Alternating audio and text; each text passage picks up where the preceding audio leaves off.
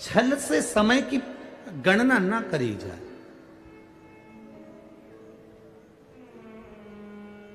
विपदाओं से भागो नहीं, जागो। समस्या से भागो नहीं, जागो। आज दुनिया के लोग कहते हैं सारी समस्या का हल एक लोटा जल। प्रत्येक समस्या, मतलब दुनिया के लोग आज जाग गए। पहले भागते थे समस्या से, तकलीफ आई भागना है, हम कैसे निपटेंगे, भगवान क्या होगा, तो लोग भागते थे। दुकान नहीं चल रही, व्यापार नहीं चल रहा, तकलीफें बढ़ गई, बच्चे नहीं हो रहे, तकलीफें। कितना कितना जिसके भाग्य में नहीं उसको भी दिया है मेरे बाबा ने। जिसके भाग्य में नहीं है उसको भी दिया है। उसकी कृपा, उसकी उदारता, उसकी दया साधारण नहीं होती। अब करो उसका भजन। खाली न जाता कोई दर से तुम्हारे, खाली न जाता कोई दर से तुम्हारे।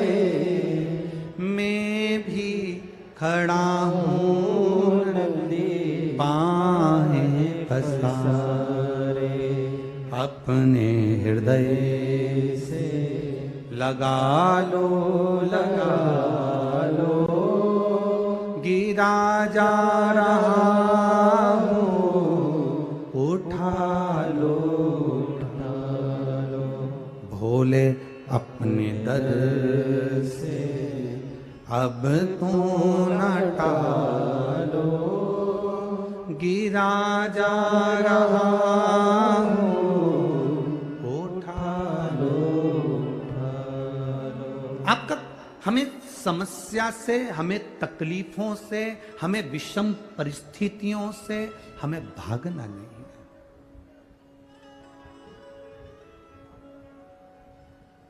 इन विषम परिस्थितियों से अगर हम भाग रहे हैं तो यह हमारी मूर्खता है। इन दुख की घड़ियों में हम भाग रहे हैं तो यह हमारी मूर्खता है। हमें विषम परिस्थिति से भागना नहीं, हमें विषम परिस्थिति से जागना है। जागेंगे तो सारी समस्या का हल।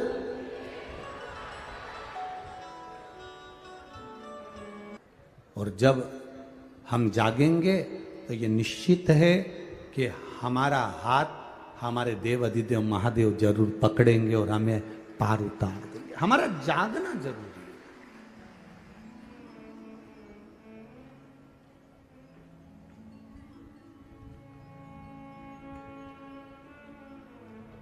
तेरी कृपा बिना न हिले एक भी अणु, लेते हैं श्वास तेरी कृपा से तनु तनु।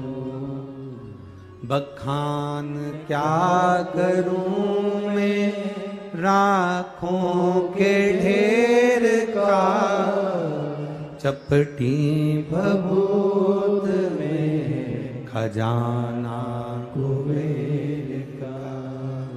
हे गंगधार मुक्ति द्वार ओमकार तू, भोले ओमकार तू।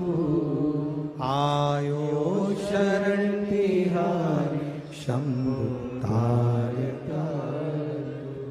ये उसकी उदारता से हमें जागरूक होना है।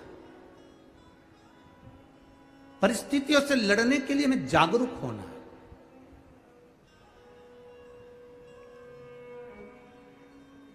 आज एक बेटा पूछ रहा था, गुरुजी मैं कोई व्यापार खोलूं तो सफलता मिलेगी कि नहीं मिलेगी?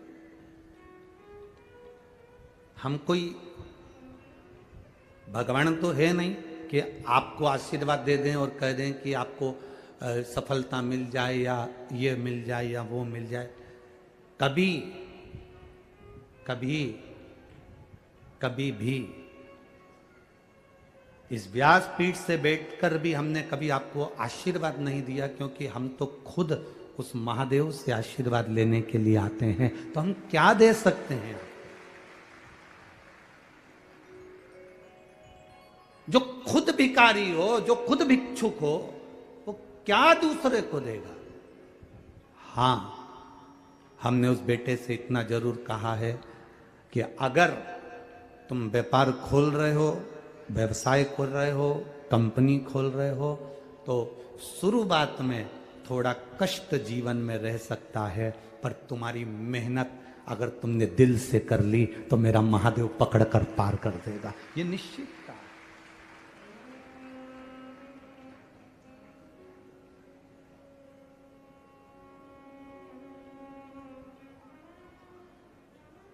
हमारे पास देने को कुछ भी नहीं है, केवल इसी शिव महापुराण के सिवाय, और ये कथा हो जाती है तो उसके पास ये बेलपत्री, इसके सिवाय कुछ भी नहीं।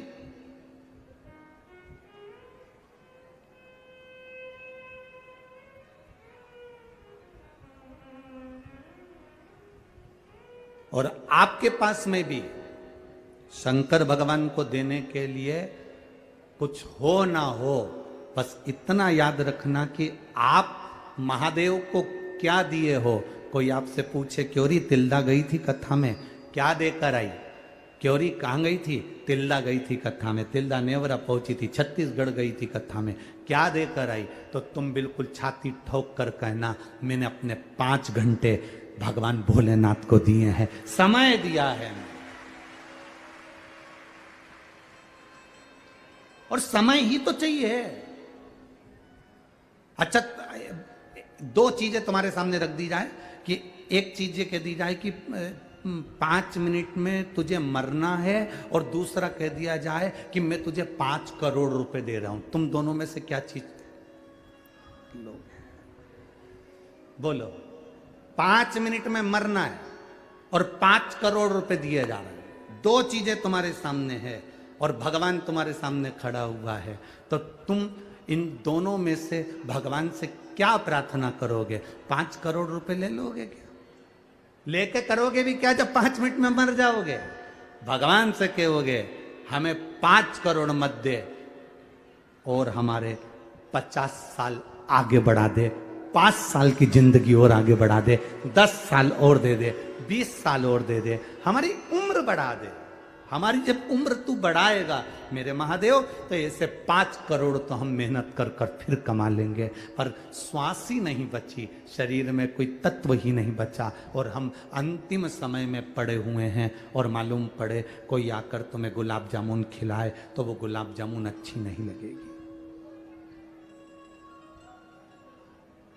बीमारी के समय पर सबसे पहले भोजन छूटता है।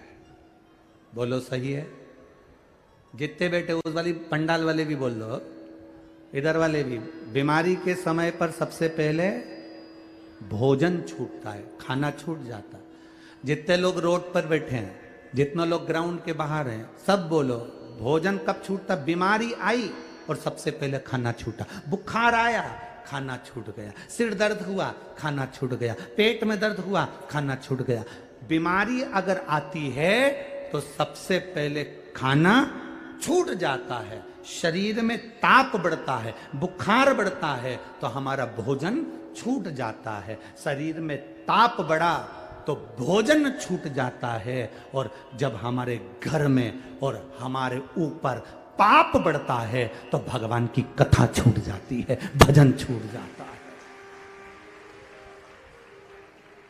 शरीर में ताप बढ़ता है, शरीर में बुखार बढ़ता है तो भोजन छूटता है, और जब पाप बढ़ता है तो भजन छूट जाता है। जब आप भगवान के मंदिर नहीं जा पा रहे हो, शंकर जी को जल चढ़ाने नहीं जा पा रहे हो, पास में शिव महापुराण की कथा अपने गांव में तिल्दा में हो रही है, और अपना अपना घर छोड़ के तिल्दा के इस पंडाल में नहीं पहुंच पा रहे हैं, तो समझ लेना कि हमारा पाप कितना बढ़ गया होगा। जब शरीर में ताप बढ़ता है तो भोजन छूटता है, और जब पाप बढ़ता है तो भजन छूट जाता है, कथा छूट जाती है, सत्संग छूट जाता है।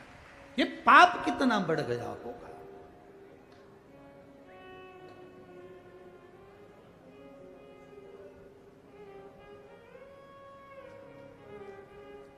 एक नंबर चलता है, एक्सीडेंट होता है तो एक नंबर चलता है एम्बुलेंस को बुलाने के लिए। बोलो कौन सा नंबर है? जम के बोलो जरा। 108। जब 108 नंबर को मोबाइल पर डायल करते हो तो एम्बुलेंस आ जाती है, और जब इस जिभ्या से 108 बार उसको डायल करते हो तो वो भी तो आ जाता होगा, वो भी तो आता होगा। 108 डायल करा, एम्बुलेंस आकर जब खड़ी हो जाती है तो 108 बार श्री शिवाय नमस्तुभ्यं, श्री शिवाय नमस्तुभ्यं, श्री शिवाय नमस्तुभ्यं, श्री शिवाय नमस्तुभ्यं, श्री शिवाय नमस्तुभ्यं, श्री शिवाय नमस्तुभ्यं, श्री शिवाय नमस्तुभ्यं, श्री शिवाय नमस्तुभ्यं, श्री शिवाय नमस्तुभ्यं।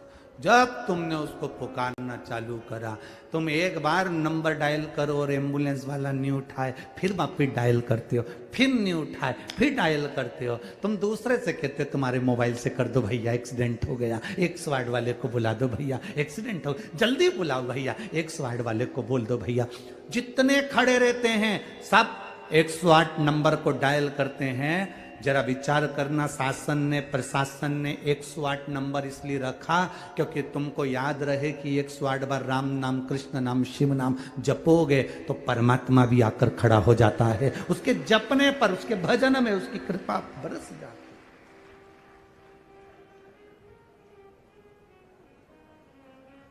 ले गए हॉस्पिटल में, पटक दिया, डॉक्टर आए, सिस्टर आई, इलाज चालू हो गया।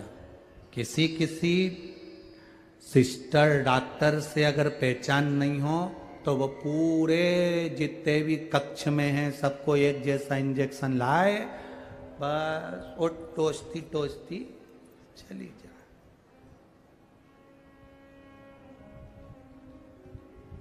कोरोना का इंजेक्शन किस किसने लगवाया? वैक्सीन किस किसने लगवाई? सबने लगवाई। आप लोग जब इंजेक्शन लगवाने जाते थे तो वहां जाकर देखते थे कि इंजेक्शन वाली अपनी पहचान वाली है कि नहीं। वैक्सीन जो लगाएगी वो पहचान वाली है कि नहीं। क्यों?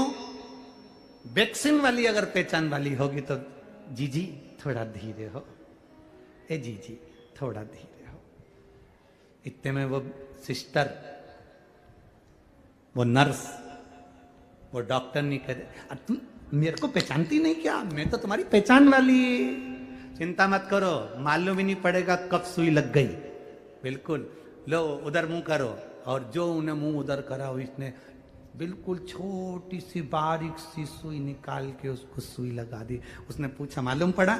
नहीं, बिल्कुल चीटी सा मालूम पड़ा, मालूम ही नहीं पड़ा। और बाकी के जितने निकल के जा रहे थे सब चक्कर खा रहे थे।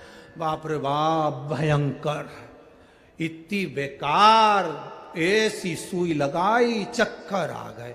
और ये बैठी और उसने सुई लगाया, चक्कर भी नहीं आया, चीटी काटी बस ऐसे मालूम पड़ा। क्यों?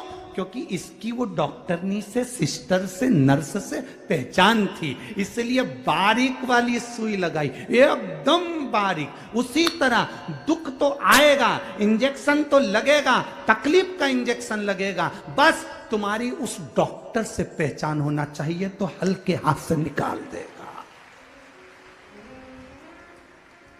उस डॉक्टर से पहचान होना चाहिए तुम्हारी, तो दुख तो आएगा, तकलीफ तो आएगी, कष्ट तो आएगा, पर वो जब तुम भगवान के ऊपर एक लोटा जल चढ़ाना प्रारंभ कर देते हो, भगवान की भक्ति करना प्रारंभ कर देते हो, नाम जाप करना प्रारंभ कर देते हो, शिव महापुराण की कथा मोबाइल पर, टीवी पर, पंडाल में श्रवण करना प्रारंभ कर देते हो, तो दुख तो आता है, ऐसा नहीं कि दुख नहीं आता, पर हल्के हाथ से इंजेक्शन लगकर निकल जाता है। दुख आता है और जल्दी से निकल कर बाहर हो जाता है। तकलीफ किसको होती, चक्कर किसको आया, कष्ट किसको हुआ कि साहब पहचान नहीं थी, तो वहां वो डॉक्टर नहीं बैठी थी ना, बड़ी तेज, उन्हें तो बस सुई निकाली और यूं हाथ करो और टोचे और जाओ, चलो निकलो, बाहर निकलो। और हमारी जिससे पहचान थी उसने धीरे से, बैठो साहब आराम से, जीजी कैसी हो, बस आजकल बच्चे दिख नहीं रहे, तुम्हारे बच्चे हमारे यहाँ खेलने नहीं आ रहा है, पहचान निकल गई, पहचान निकली तो उन्हें जरा सा दबाया और निकल गया। दुख की घड़ी आती है, ऐसा नहीं कि दुख नहीं आता। मेरे राम जी के जीवन में दुख आया, मेरे भगवान कृष्ण के जीवन में दुख आया, भगवान रामकृष्ण परमहंस जी के जीवन में दुख आया, नामदेव जी के जीवन में दुख आया, मीराबाई के जीवन में दुख आया, कर्माबाई के जीवन में दुख आया। ऐसा कौन जिसके जीवन में दुख नहीं आता? आता है, पर हल्के हाथ से निकल जाए अगर तुम्हारी पहचान है तो। जिसको 11 साल तक बच्चे नहीं हुए होंगे वो कितनी दूर दूर गया होगा, कहां कहां धोख लगाया होगा, कहां कहां प्रणाम करा होगा। जिसको 2-3 साल तक संतान नहीं होती वो डॉक्टर का चक्कर लगाना चालू कर देते हैं, 2-4 साल में बच्चे नहीं हुए चक्कर लगाना चालू कर देते हैं।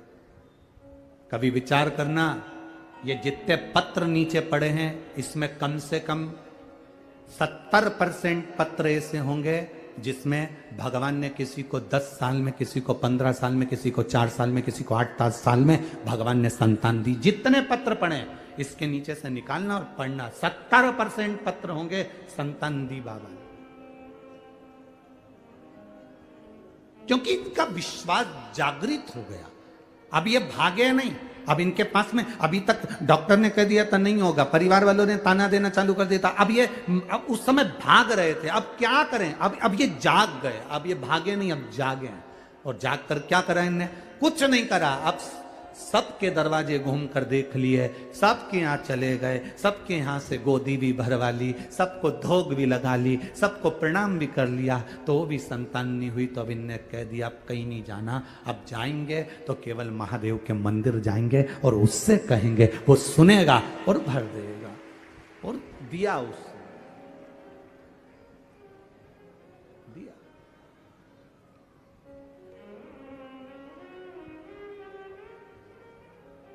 आपकी भक्ति के बल को बढ़ा लीजिए।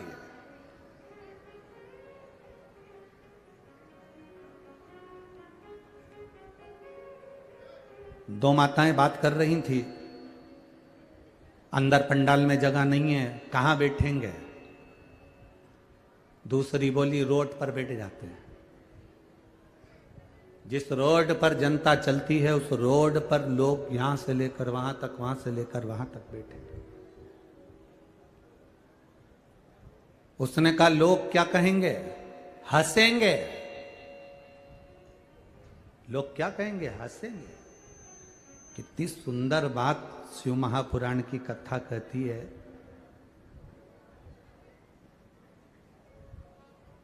आप जब उन्नति की सीढ़ी पर चढ़ रहे हो और परिश्रम कर रहे हो और मेहनत कर रहे हो, आप जब विकास की ओर आगे बढ़ रहे हो, उन्नति की ओर आगे बढ़ रहे हो, मेहनत कर रहे हो, परिश्रम कर रहे हो, और तुम्हारे परिश्रम को देखकर, तुम्हारी मेहनत को देखकर अगर कोई हंसे नहीं तो समझ लेना कि तुम सफल नहीं हुए।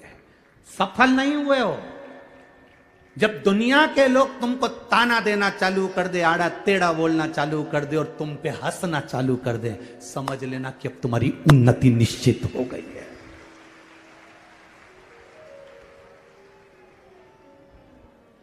बोल बम का नारा है,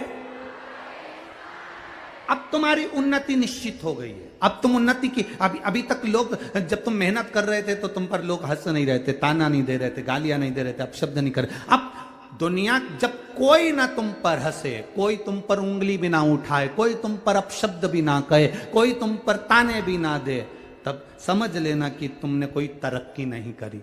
अब जब तुमको लोग गालियां देने लगे, ताने देने लगे, अपशब्द कहने लगे, तब समझना कि मेरे भोलेनाथ ने हाथ पकड़ लिया, अब मतलब मैं उन्नति की ओर बढ़ना चालू हो गया हूं। इसलिए मेरी बुराई होने लगी, मुझे लोग अपशब्द कहने लगे, मुझे लोग ताने देने लगे, मेरी अब उन्नति की ओर में बढ़ना प्रारंभ कर दिया हूं। हमें क्या लगता है कि हमें लोग गाली दे रहे हैं, हमें लोग अपशब्द कर रहे हैं, हमें लोग ताने दे रहे हैं, मतलब मैंने कुछ गलती, ना ना ना, आपको दे दिया ना गाली, लोगों ने अपशब्द कह दिया ना, ताने दे दिया ना, समझ लो कि आगे बढ़ गए। जिस बहू को सास के अपशब्द ज्यादा मिलते हैं वो बहू जिंदगी में कभी हार नहीं मानती, उन्नति की ओर बढ़ती चली जाती। ताने मिलेंगे ना आपको, अपशब्द मिलेंगे ना आपको, आप क्यों हारते हो? आपकी सास ने कुछ कह दिया, आपकी हिम्मत हार गई। आपको सास ने कह दिया कि तू तो बेकार है और तेरी जिंदगी भी बेकार निकलेगी, तो तुम ये हिम्मत मत हारना, तुम्हारी सास तुमको पक्का कर रही है, पक्का। चलो जी जियो। आप में से कितनी लोग हैं जो पापड़ बनाती हैं? कभी पापड़ बनाया है? पापड़ चने का, मूंग का बनाया? सबने हाथ ऊंचा करो, किस किसने बनाया है? जरा बनाया है? धर लो धर लो धर लो, बहुत बढ़िया। हमने भी बहुत बनाया हो, ठीक है। हमने बनाया। पापड़ बनाने वाली माताएं जानती है कि जो वो पापड़ का जो आटा होता है ना, उसको चने की दाल का जो आटा होता है, उड़द की दाल का, मूंग की दाल का जो आटा होता है, उसको अच्छा मसने के बाद उसको कूटना पड़ता है। जितना कूटेंगे ना तो कुछ लोई होती है ना, बेलते समय फटती नहीं है। बोलो सही है कि गलत है? अच्छे से बोलो जरा, रमदारी से। पापड़ के आटे को उसनने के बाद अच्छे से कूटो। कूटोगे तो जो लोई है ना, जिसको तुम धागे से काटती हो, जिसको तुम पांव के अंदर धागा ऐसे बांध लेती हो और बाद में लोई काट काट के डालती है, तो तुम अंदाजा लगाना कि वो जो लोई है ना, वो लोई तुम अगर अच्छे से वो कुट गया, अच्छे से वो लोई, अच्छे से वो पिंडा पिट गया, कुट गया, तो फिर तुमने जब पापड़ बेलना प्रारंभ करा तो वो पापड़ बीच में से फटे ही नहीं। और जिस आटे को अच्छे से नहीं कूटा जाता, उसमें कितना ही तेल लगा के तुम बेल लो, वो फट जाए। फट गया, वो फटे बीच में से, बार बार फटे, बार।